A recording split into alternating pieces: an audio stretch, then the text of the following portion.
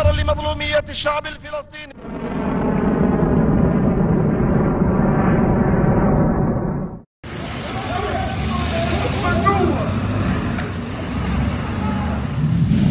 Houthi secara mengejutkan menantang AS, baik konfrontasi di Laut Merah ataupun menggempur Israel. Tantangan ini disampaikan langsung oleh Zaid Al-Gharsi, Direktur Departemen Urusan Media dan Budaya Pemerintah Keselamatan Nasional yang dipimpin Houthi. Tapi mungkinkah ancaman Houthi hanya sebatas gertakan? Faktanya, Houthi sukses melancarkan rudal balistik ke Israel Utara belum lama ini, meledakkan pembangkit listrik raksasa, dan menandai operasi sukses kedua yang diklaim kelompok Houthi. Nah, kira-kira apa yang membuat Houthi tak takut pada AS dan sekutunya?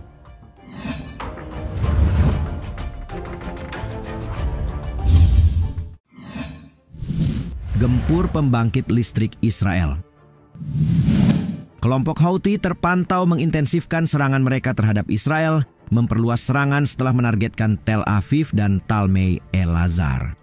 Adapun dalam operasi terbaru yang diprakarsai pasukan rudal Angkatan Bersenjata Yaman pada 5 Januari kemarin, menargetkan pembangkit listrik Orot Rabin milik Israel di wilayah selatan Haifa yang diduduki.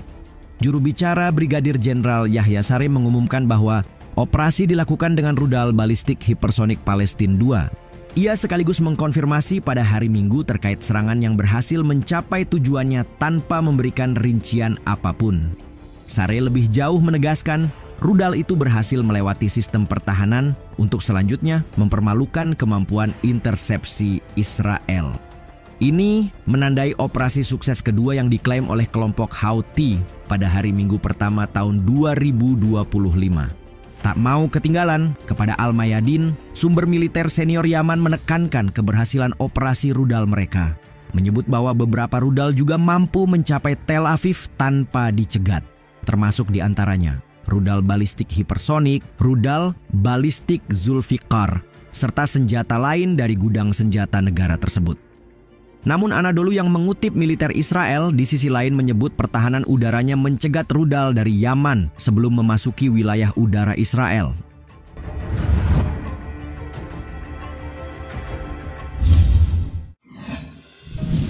AS Inggris lanjutkan agresi. Sebelum insiden pembangkit listrik di Haifa, pasukan Amerika dan Inggris nyatanya telah melancarkan serangan udara pada hari yang sama di Yaman. Pesawat agresi Amerika-Inggris melancarkan 3 serangan di Saada Timur, TV Al-Masirah melaporkan. Saada yang terletak di Yaman Utara dianggap sebagai benteng utama kelompok Houthi dan berbagi perbatasan darat dengan Arab Saudi. Hingga rilis ini diterbitkan, belum ada rincian lebih lanjut tentang lokasi serangan maupun konsekuensinya, serta tidak ada komentar langsung dari AS atau Inggris. Menanggapi keberlanjutan serangan militer, Baghai kemudian menyebut Israel dan sekutunya melanggar kedaulatan nasional dan integritas teritorial Yaman, dan memperingatkan bahwa tindakan agresif tersebut akan memperburuk ketidakamanan dan ketidakstabilan di Asia Barat. AS Inggris juga secara terang-terangan disebutnya melanggar hukum internasional dan prinsip-prinsip piagam PBB. Dalam agresi terbaru yang dilaporkan koresponden Al-Mayadin di Yaman, pasukan AS dan Inggris kembali menargetkan wilayah ibu kota Sanaa pada hari Selasa. Serangan udara itu lantas diindikasikan menargetkan Taman 21 September di bagian barat Laut Sanaa, yang sebelumnya menampung divisi Lapis Baja pertama.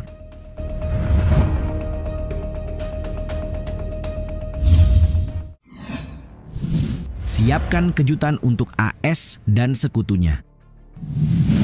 Masih berdasar pada informasi yang dibagikan sumber militer senior Yaman, diketahui bahwa negara itu lebih dari siap untuk membalas setiap serangan.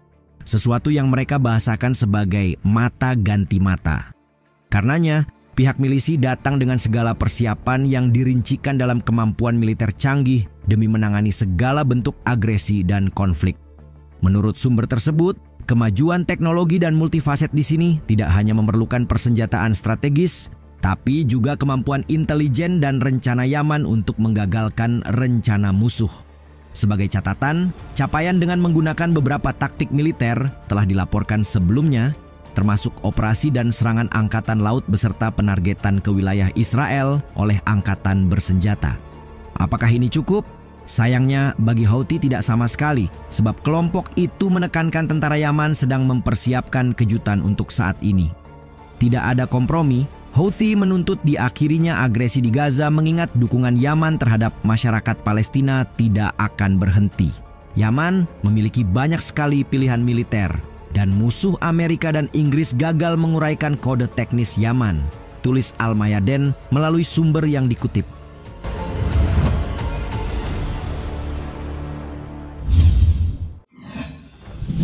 Tahu kelemahan AS.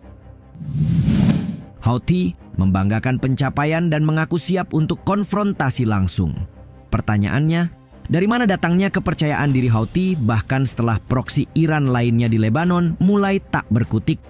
Ketua Pusat Studi Air Power Indonesia, Marsekal TNI Capi Hakim, mengungkit keberanian Houthi tak terlepas dari pengetahuan mereka tentang sejumlah kelemahan yang dimiliki Amerika.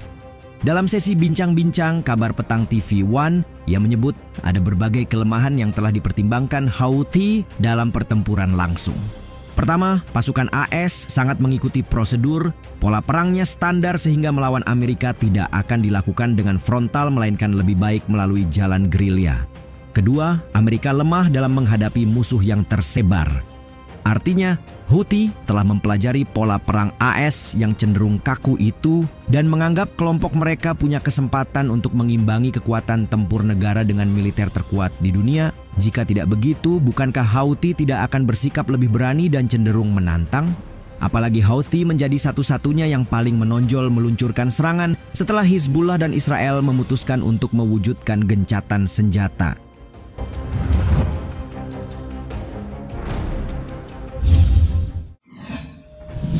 Siap perang langsung dengan AS. Rudal Houthi diketahui makin intens menargetkan Israel dalam beberapa pekan terakhir. Sejalan dengan itu, Direktur Departemen Urusan Media dan Budaya Pemerintah Keselamatan Nasional yang dipimpin Houthi, Zaid Al-Gharsi, hadir dalam sebuah pernyataan mengejutkan. Al-Gharsi mengatakan rakyat Yaman bersemangat melawan Amerika Serikat dan Israel di medan perang, serta bersiap untuk konfrontasi langsung dengan musuh. Kami dalam keadaan siap dan telah mempersiapkan diri untuk semua kemungkinan skenario, katanya menegaskan.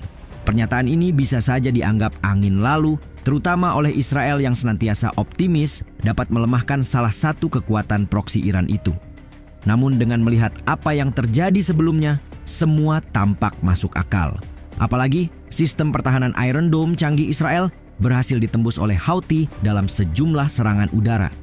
Pengerahan sistem anti-rudal AS di Israel untuk melindungi sekutunya sejak bulan Oktober tampaknya tidak banyak berdampak.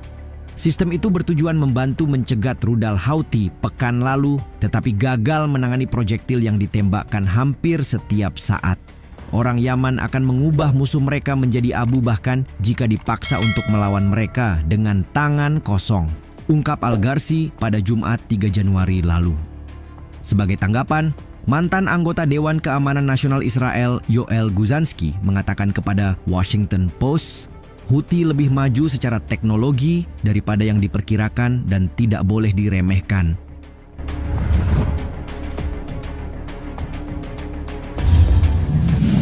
Jika Houthi pantang mundur dan kini melanjutkan dengan serangan udara, menurut kalian dapatkah kelompok ini diandalkan untuk mengimbangi AS sekaligus menghalau ambisi perang Netanyahu?